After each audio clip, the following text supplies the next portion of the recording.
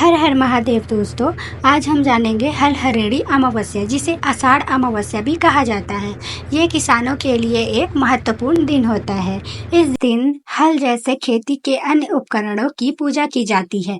इस दिन बैलों को खेतों में काम करने की बजाय चरने के लिए खुला छोड़ दिया जाता है और किसान भगवान से अच्छी फसल के लिए प्रार्थना करते हैं। ये दोस्तों जानते हैं हलहरेड़ी अमावस्या की कथा। एक राजा था जो भगवान शिव का बहुत बड़ा भक्त था। उसका माली रोजाना शिव की पूजा के लिए फूल लाता था। एक दिन जब माली मानसरोवर से फूल लेने गया तो वह अपनी पत्नी के साथ हंसी मजाक करने लगा।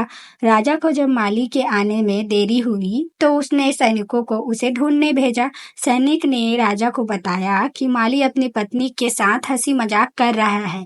यह सुनकर राजा क्रोधित हो गया और उसने माली को तुरंत लाने का आदेश दिया। जब माली राजा के सामने आया तो वह कांपने लगा।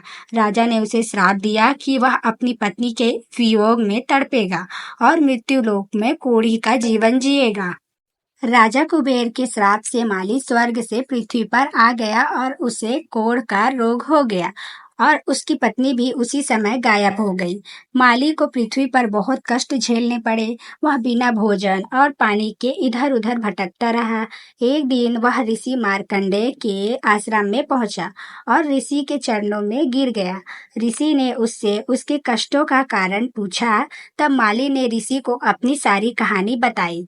ऋषि ने उसे आषाढ़ अमावस्या के व्रत के बारे में बताया, जिसे करने से उसके सारे पाप नष्ट हो गए। हलहरियाड़ी अमावस्या का महत्व। यह दिन किसानों के लिए बहुत महत्वपूर्ण है। वे इस दिन हल और खेती के उपकरणों की पूजा करते हैं और अच्छी फसल के लिए प्रार्थना करते हैं। इस दिन पितरों का श्राद्ध और तर्पण भी किया जाता है। इस दिन तीर्थ दर्शनों और नदियों में स्नान करना भी शुभ माना जाता है। इस दिन क्या करना चाहिए? भगवान विष्णु और माता अन्नपूर्णा की पूजा करें, हल और खेती के उपकरणों की पूजा करें, पितरों का श्राद्ध और तर्पण करें, तीर्थ दर्शन और नदियों में स्नान करें।